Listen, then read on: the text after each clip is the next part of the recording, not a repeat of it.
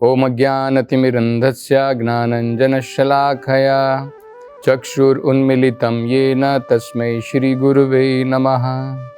नमो ओम विष्णुपादाय कृष्णपृष्ठाय भूतले श्रीमते भक्तिवेदांत स्वामिन् इति नामिने। नमस्ते सरस्वते देवे गौरवाणी प्रचारिणे निर्विशेषा शून्यवादी पाश्चात्य देशतारिणे। जय श्री कृष्ण चैतन्य प्रभु नित्यानंद श्री अद्वैत गदाधर श्रीवासदि गौर भक्त वृंदा। हरे कृष्णा कृष्ण कृष्णा हरे हरे, हरे रामा राम राम हरे हरे। हरे कृष्णा। तो पिछली कथा में हमने वेदों के द्वारा स्तुति की गई भगवान की अंतिम प्रार्थना के बारे में चर्चा की थी। अपनी अंतिम प्रार्थना में वेद स्तुति करते हुए कहते हैं कि भगवान आपकी महिमाएं अनंत हैं और जीव उसके बारे में, अनंत महिमाओं के बारे में इतनी आसानी से नहीं समझ सकता है। बड़े बड़े देवतागण भी नहीं समझ सकते हैं, यहाँ तक कि आप भी स्वयं अपने अनंत के रूप में आप भी अपनी अनंत महिमाओं को इस प्रकार से नहीं समझ सकते हैं। तो उसका हम एक छोटा सा उदाहरण लेकर के भी समझ सकते हैं कि भगवान की महिमाएं कितनी अनंत होती हैं।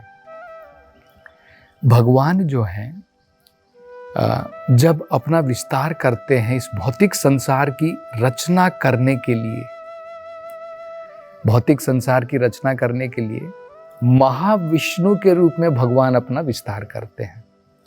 महाविष्णु के रूप में भगवान क्या करते हैं? एक सागर है जिसका नाम है कारण सागर। उस कारण सागर में महाविष्णु अपनी योग निद्रा में लेटते हैं और उनके श्वास के द्वारा और उनके शरीर के जितने भी छिद्र हैं उनमें से असंख्य ब्रह्मांड बाहर निकलते हैं। तो भगवान की कितनी अनंत महिमाएं हैं। जब भगवान ने अर्जुन को विश्व रूप के दर्शन कराए तो अर्जुन देख करके विस्मित हो गए। यहां पर हम देखते हैं भगवान ने जब अपने विश्व रूप के दर्शन कराए अर्जुन विस्मित हो गए हैं, और यहाँ पर हम समझ सकते हैं कि भगवान के शरीर से असंख्य ब्रह्मांड निकल रहे, असंख्य विश्व बाहर निकल रहे हैं। भगवान की महिमा कितनी है, महान है। अर्जुन जब इतने विस्मित हो गए तब भगवान कृष्ण ने अर्जुन से क्या कहा? भगवान कृष्ण ने अर्जुन से कहा, अर्जुन इसमें विस्मित होने की क्या बात है? ये जो तुम मेरा ऐश्वर्य देख रहे हो ये केवल मेरे एक अंश का मात्र ऐश्वर्य है। भौतिक संसार में भगवान का 1/4 मात्र ऐश्वर्य है। आध्यात्मिक संसार में 3/4 है। भौतिक संसार को एक पाद विभूति कहते हैं, आध्यात्मिक संसार को त्रिपाद विभूति कहते हैं। एक पाद विभूति, त्रिपाद विभूति। तो भगवान की इस भौतिक संसार के ऐश्वर्य को देख करके ही हम चकाचौंध हो जाते हैं, विस्मित हो जाते हैं। आध्यात्मिक संसार की महिमा का हम क्या समझ सकते हैं? तो ये भगवान की अनंत महान महिमाएं हैं। तो इन वेदों की स्तुति के द्वारा अपने जीवन में हम क्या समझ सकते हैं? इन वेदों की स्तुति के द्वारा उन्होंने 2 बड़े महत्वपूर्ण जो है सार दिए हैं।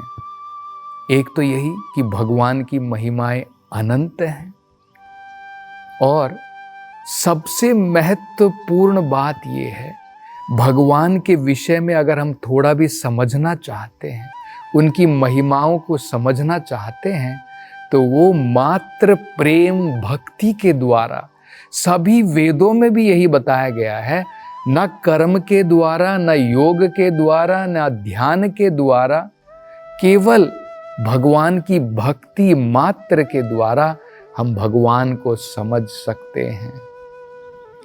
ये उदाहरण दिया जाता है बड़ा सुंदर उदाहरण है। एक योगी हो सकता है अपने मन, जिसे कई बार जो है इसकी तुलना की जाती है कि वो एक मतवाले हाथी की तरह होता है। आप समझ सकते हैं, मतवाला हाथी, उसको नियंत्रण में करना कितना कठिन कार्य है। तो अगर ये हम तुलना कर लें कि योगी जो है किसी ना किसी प्रकार से अपने मतवाले मन जो हाथी के बराबर है, उसको जो है काबू में क्यों ना कर ले। या फिर एक और उदाहरण दिया जाता है कि हमारी इंद्रियां जो हैं वो बिल्कुल एक बवंडर के समान बेकाबू हैं। आपने देखा होगा कि जब बड़ी जोर से हवाएं चलती है, बवंडर चलता है, तो उसके अंदर में अग्नि जो है बहुत हिलती है, विचलित होती है। इसी प्रकार से हमारा मन, हमारी इंद्रियां जो है बेकाबू होती हैं। तो अगर वो अपने बवंडर रूपी इंद्रियों को भी काबू क्यों ना कर ले, मन रूपी हाथी को जो है नियंत्रण में क्यों ना कर ले, लेकिन जब तक वो भगवान की भक्ति में नहीं लगेगा, जब तक शुद्ध भक्त की शरण ग्रहण नहीं करेगा और उसके द्वारा भगवान की शरण में नहीं जाएगा, तब तक बड़े से बड़ा योगी भी, उसके सारे प्रयत्न भी विफल होते हैं। उसके सारे प्रयत्न विफल होते हैं। अर्जुन स्वयं कहते हैं, अर्जुन कहते हैं कि भगवान मन इतना चंचल है, चंचलम ही मनः कृष्णा, इतना चंचल होता है कि वो बिल्कुल इस प्रकार से है जैसे वायु चल रही है और दीप हम सोच रहे हैं कि सही प्रकार से एक जगह पर खड़ा रहेगा, नहीं खड़ा रह सकता है। लेकिन अगर हम भगवान के शुद्ध भक्त के द्वारा भगवान की भक्ति में लग जाएंगे तो हमारा मन भी काबू में, नियंत्रण में, इंद्रियां भी नियंत्रण में आ जाती हैं। अन्यथा बड़े बड़े योगी भी माया के शिकार हुए हैं। तो ये सबसे बढ़िया महत्वपूर्ण पाठ हम इन वेदों की प्रार्थनाओं, इनकी स्तुति के सार से समझ सकते हैं। दूसरा हम क्या समझ सकते हैं? अगर हम याद करने का प्रयास करें, ये वेदों की स्तुति कब प्रारंभ हुई थी, क्यों प्रारंभ हुई थी? इसका एक कारण था ना। परीक्षित महाराज ने प्रश्न पूछा था सुखदेव गोस्वामी जी से। क्या प्रश्न पूछा था? उन्होंने कहा था कि वेदों के अंदर में 3 गुणों का प्रभाव रहता है, तो वेदों के द्वारा भगवान की महिमाओं का गान कैसे किया जा सकता है, भगवान को कैसे समझा जा सकता है? तो यहां पर हमें उत्तर मिल गया कि वेद तो क्या, बड़े बड़े देवतागण और स्वयं भगवान भी महिमाओं का गान जो है, उनकी अनंत महिमाएं, उनको कौन समझ सकता है? ये भी हम समझ सकते हैं। तो अगर हम थोड़ा बहुत समझना भी चाहते हैं तो कैसे समझ सकते हैं? उसका रास्ता क्या है?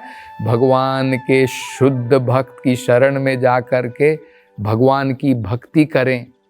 प्रेम भक्ति के द्वारा हम भगवान को समझ सकते हैं। ये कहा जाता है अजितो जितोपि, जो भगवान अजित है, जिसको कोई नहीं जीत सकता है, प्रेम के द्वारा, भक्ति के द्वारा भगवान को हम जीत सकते हैं।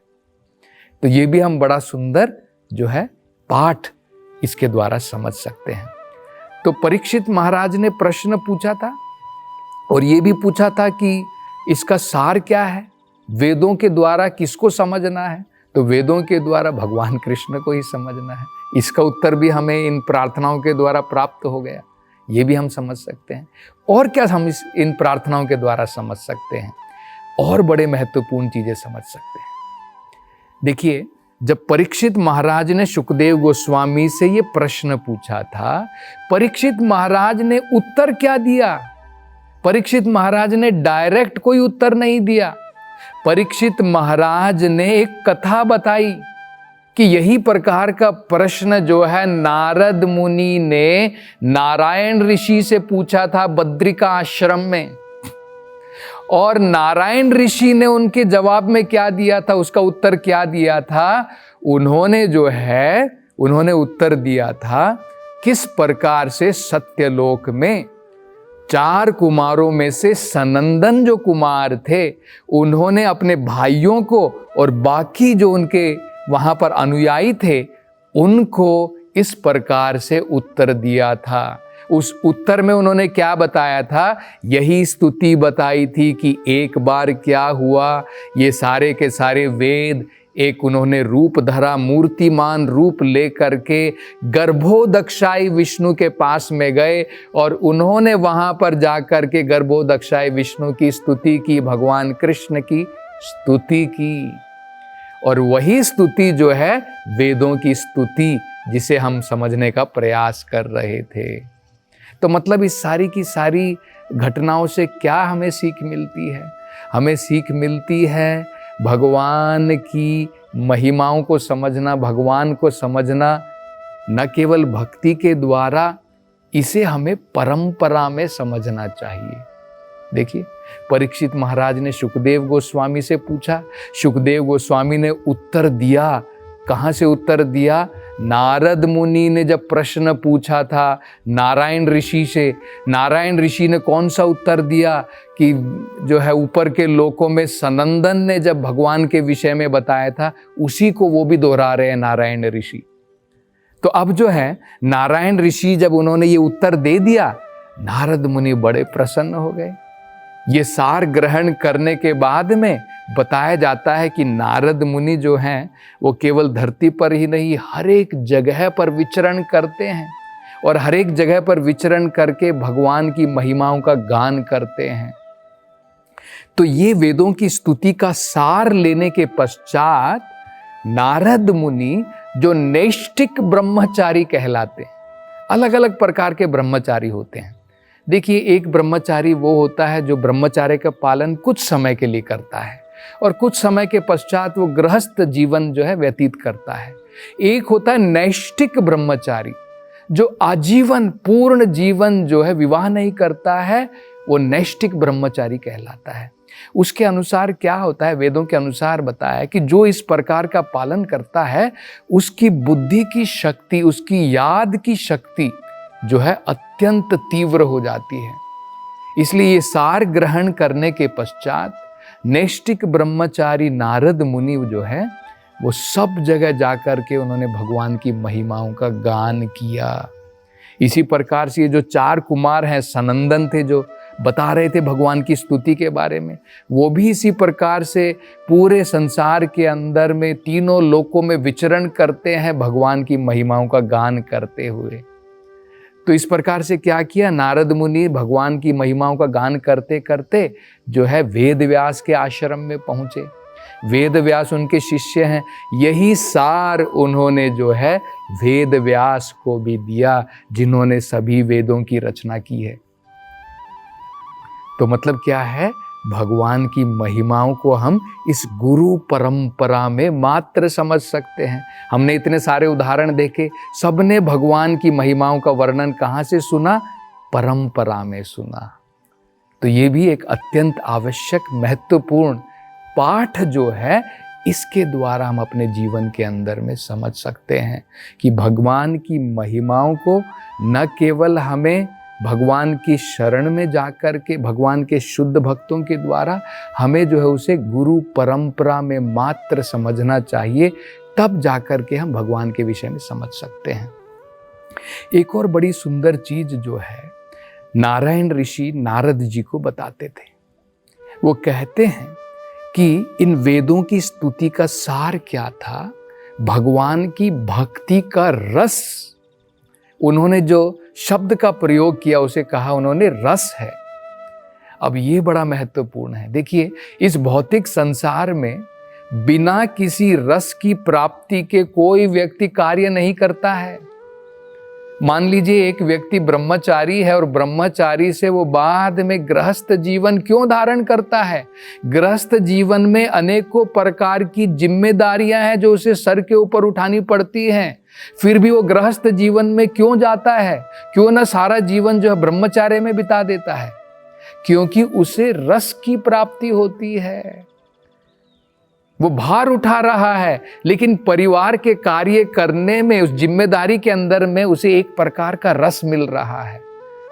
उसके कारण वो इस प्रकार के कार्य कर रहा है। लेकिन अंतर क्या होता है? ये रस जो है थोड़े दिनों के पश्चात में ये जो है फीका पड़ जाता है, और न केवल फीका पड़ जाता है, जहरीला होता है। भौतिक संसार के अंदर में रस जो पहले अमृत जैसे दिखता है, बाद में जहर की तरह रहता है। लेकिन यही रस का पान हम जब भगवान की भक्ति में करते हैं, वो अमृत होता है। ये दोनों के अंदर में अंतर है। हम देख सकते हैं इस भौतिक संसार के अंदर में कोई भी रस आप ले लीजिए, पहले हमें बड़े मजे आते हैं। चाहे हम मान लीजिए जब हम विवाहित जीवन में होते हैं, हनीमून करते हैं, ये करते हैं, वो करते हैं, लेकिन थोड़े समय के पश्चात में वो रस जो है कम हो जाता है। उस प्रकार का एंथुसियाज्म, उस प्रकार का उत्साह जो हमारा शादी के समय में होता है, बाद में नहीं रहता है। क्योंकि भौतिक रस जो होता है समय के अनुसार क्षीण हो जाता है, कम हो जाता है। किसी भी चीज में आप देख लीजिए, लेकिन आध्यात्मिक रस हमेशा बढ़ता रहता है। आनंदाम्बुधि वर्धनम, आनंद आपका केवल वर्धन होता है, बढ़ता रहता है। ये केवल आध्यात्मिकता मात्र में संभव है। इसलिए भागवत को क्या कहा है? निगम कल्पतरोर गलितम फलम, ये वेदों का पका हुआ फल है। भागवत क्या है? कोई ऑर्डिनरी पुराण नहीं है। अनेकों पुराण है, अनेकों वेद है, इसी प्रकार से भागवत नहीं है। वेदों का पका हुआ फल है भागवतम। तो उसके अंदर में जो रस है, पिबत रसम आलयम, जो रस का भंडार है, उसका हम सेवन कर सकते हैं भागवत के द्वारा। तो ये भागवत की कथाएं हैं, ये जो है वेदों का सार है। तो यहीं पर जो है इन वेदों की स्तुति जो है उनका अंत होता है, और उससे हम अपने जीवन में क्या सीख सकते हैं उसके बारे में भी हमने चर्चा की। अब आगे की भगवान की जो है अगली लीलाएं, उसका वर्णन हम अगली कथा में करेंगे। हरे कृष्ण।